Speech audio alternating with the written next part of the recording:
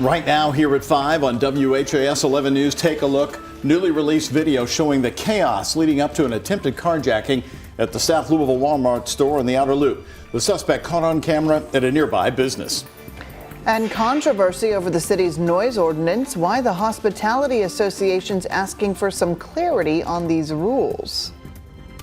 We have comfortably warm temperatures out there and dry weather in the next several days. We could see some rain showers as we get closer to the weekend. 11 News at 5 starts now.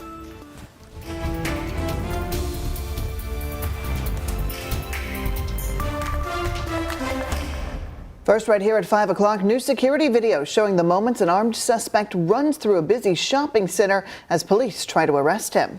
It's our follow-up today to the police shooting that happened at a South Louisville Walmart last week. A man holding a woman at gunpoint as she was sitting in her car right at the pharmacy drive-thru. Isaiah Kim Martinez and photojournalist Jessica Farley have that new surveillance footage from a nearby business. That's him. He's got a gun in his hand. See it? The clip is short but telling. He's taking his shirt off, but you can see the gun he had a gun in his waistband too. Security video showing the armed man authorities say is responsible for an attempted carjacking and holding a woman at gunpoint at the Walmart at Outer Loop in New Cut Road just days ago. These are the moments that led up to the mayhem when police say they were forced to shoot the suspect through the windshield of the victim's van in the drive-through pharmacy line. Look how many people were in danger that day. And turns out surveillance footage right at the entrance of this Peddler's Mall captured the early stages of that chase. The suspect seen rushing across over to the Walmart, and turns out, according to court records, he was due back in court for a separate case the next day. The Peddler's Mall manager spoke to us but didn't want to be identified. Thank God he didn't come in here. She tells us the suspect first tried to get into two cars in their parking lot before rushing off and turning the corner shirtless. He could have very easily grabbed somebody walking through the parking lot. When he's taking his shirt off, you'll really see it. Employees here in the South End last week relieved the potential threat didn't lead to anyone being hurt. Isaiah Kim Martinez, WHAS 11 on your side. And police telling us tonight that Allen remains in the hospital. He is charged with resisting arrest, unlawful imprisonment, and wanton endangerment, among several other charges.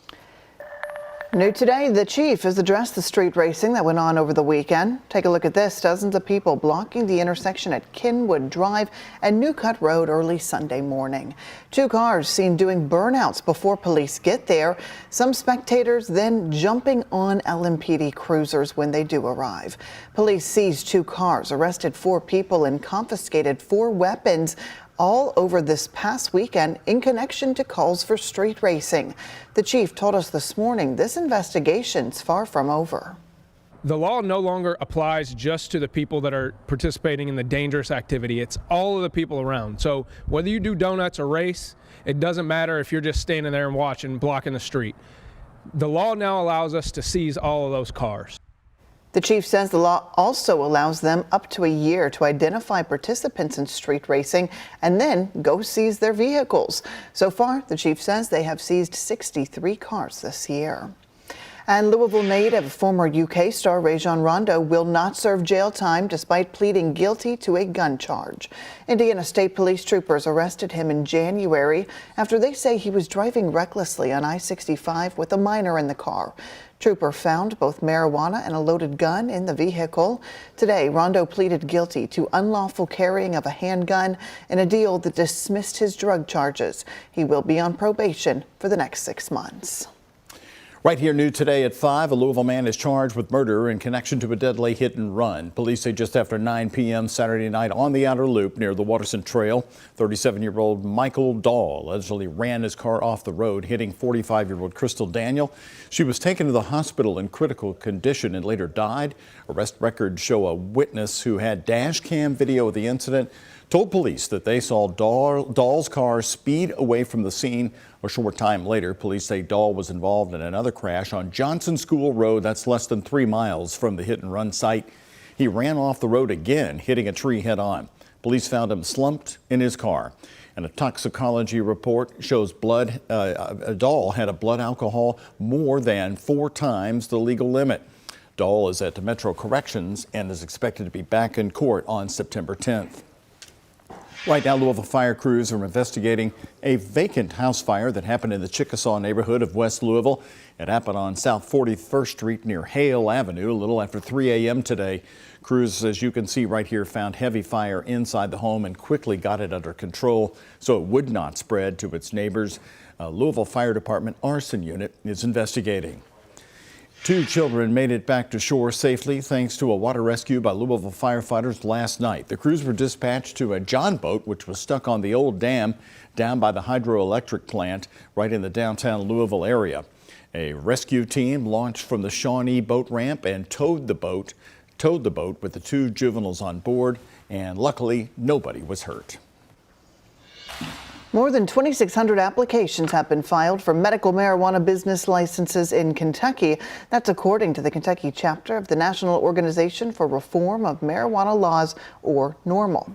A lottery will be used to distribute the 48 available licenses, which determines who gets to grow, process, and sell cannabis in the state. Small business owners say they're worried that this lottery is stacked against them, though, because of the out-of-state companies accused of stacking applications. In a release, NORML says app stacking is impossible, saying LLCs must alert the state if they have a parent company. But not all small business owners are buying that. Multi-state cannabis operators, they're now infiltrating Kentucky. He wanted to buy my license if I get one. They're filing multiple LLCs and creating new Kentucky companies, and then they're using one address to literally stack the lottery system. NORML says the state uses thorough background checks as a safeguard against application stacking. Right here tonight at 5 o'clock, 1 year later, the Louisville Hospitality Association is digging in its heels over the city's noise ordinance. The group says more clarity is needed on the rules. One Metro Council member promising that those changes are on the way is WHAS11's Ian Hardwitt and our senior photojournalist Alyssa Newton show us. Louisville Metro hoped to address late-night violence with a noise ordinance, but bars say the noise isn't the problem. Residents have pushed back, but the bars see it hitting their bottom line. Not only is there a potential $2,500 fine, they have to hire an attorney. One of our members in fighting a noise ordinance in the past spent $14,000 in legal fees. The Louisville Hospitality Association represents nearly 60 restaurants and bars in the city. Their frustration over a noise ordinance effective a year ago comes from the fact that no sound equipment is used to measure the levels. Taj in Nulu is the latest business with the association, challenging the fine they received from Metro ABC. Now, ABC's documents show that when detectives arrived back in January, they heard the music about 6 doors down at Nulu Marketplace. Association spokesperson Sean Van Vander wants to change the ordinance, specifically stating a maximum volume measured in decibel level 100 feet away from a business. Currently, measuring the sound comes down to the human ear. It's up to the discretion of alcoholic beverage control officers on scene. The regulation states businesses are fined $2,500 for noise plainly audible at a distance of 50 feet from its point of origination. That's a zero-tolerance policy without a warning.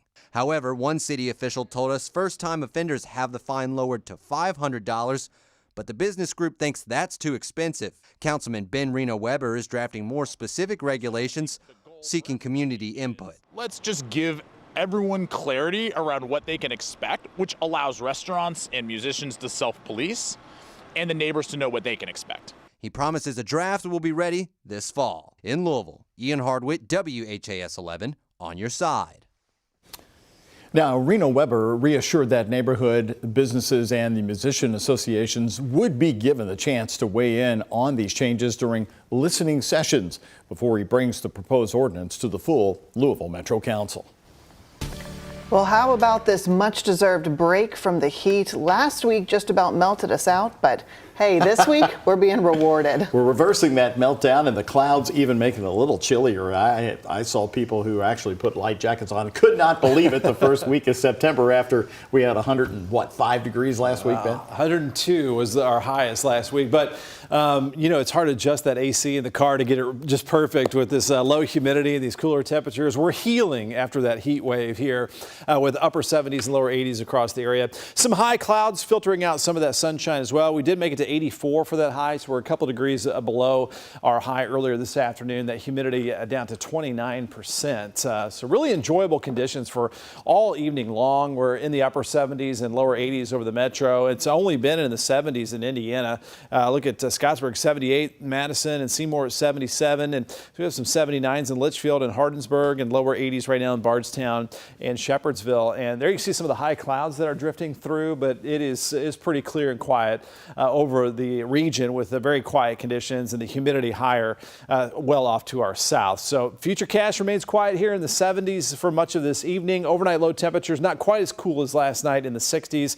We'll have some clouds around tomorrow morning, but then that should give way to more sunshine as we head into the afternoon. Maybe just a touch warmer in the mid 80s for our Wednesday afternoon. Partly cloudy tonight, low of 66, right around 80 at noon tomorrow, and that forecast high up to around 87. Pretty normal for this time of the year. We'll track one rain chance in the extended forecast closer to the weekend coming up in our Weather Impact Team forecast. Ben, thank you. More local news for you tonight. A new program at U of L called Cardinals Rising is aimed to bridge the gap between college and first generation or low-income students in our area. It's a collaboration between JCPS and various academic colleges at U of L. Gabriel Gonzalez talked to the director of the program today. Tonight, he's sharing the benefit this program has for students who might think that college isn't an option. The director behind the Cardinals Rising program tells me it's about creating a nest, nurture innovation, elevate student engagement, strengthen community, and transform lives. And that's what these JCPS students can expect. Transformative program. For Dequarius Mahone, education has always been important.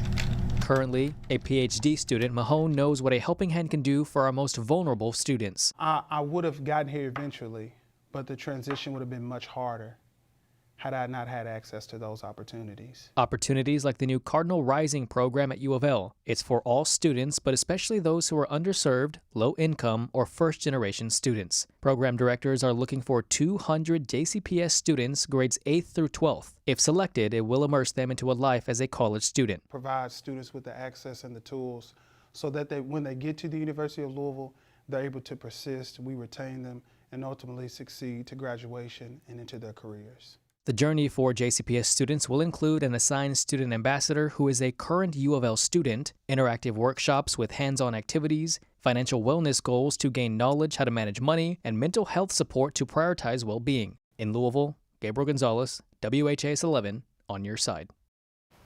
Well, if this program goes well, it could expand into other schools across Kentucky. In a statement, JCPS leaders praised the program, saying, quote, "We appreciate any effort to help us foster a college-going culture among students who may never have dreamed that a college career could be available to them."